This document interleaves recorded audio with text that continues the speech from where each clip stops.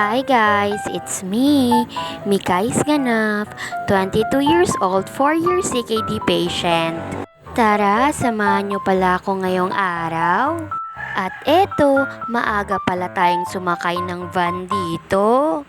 Ilang oras din ang biniyahe ko at nakarating na pala kami sa may city proper.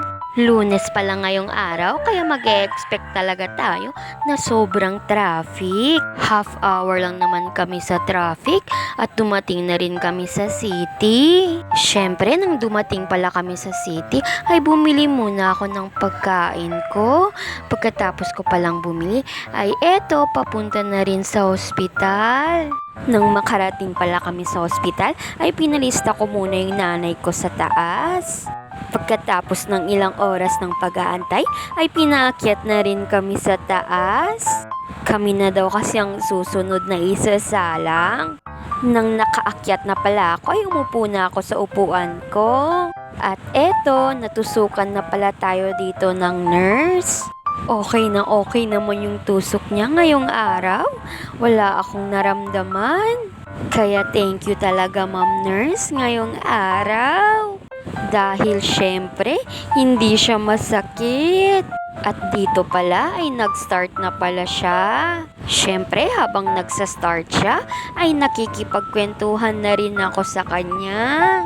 Tinatanong niya pa nga ako dito kung masakit ba daw. Syempre, sabi ko hindi.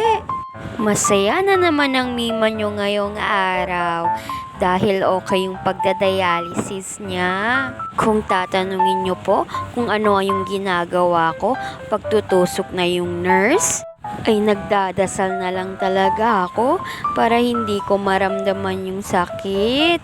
Nakakatulong din talaga. Huwag nyo na lang pansinin yung itsura ko dito.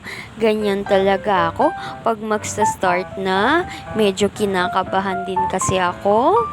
Nang mag-start na pala ako, ay eto, kakain na pala ako.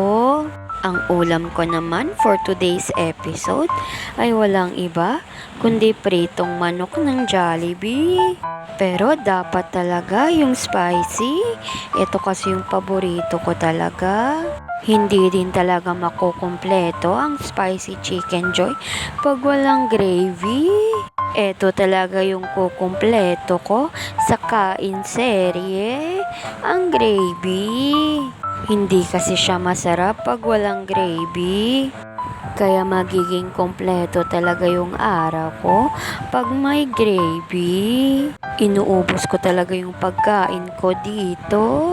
At eto, busog na naman ang mima nyo. Pagkatapos ko palang kumain dito, ay nakatulog pala ako. Hindi ko na malayan. Ilang oras din akong natulog dito.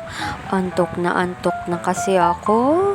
Kaya hindi ko napigilang matulog. At eto, natapos na pala ako mag-dialysis.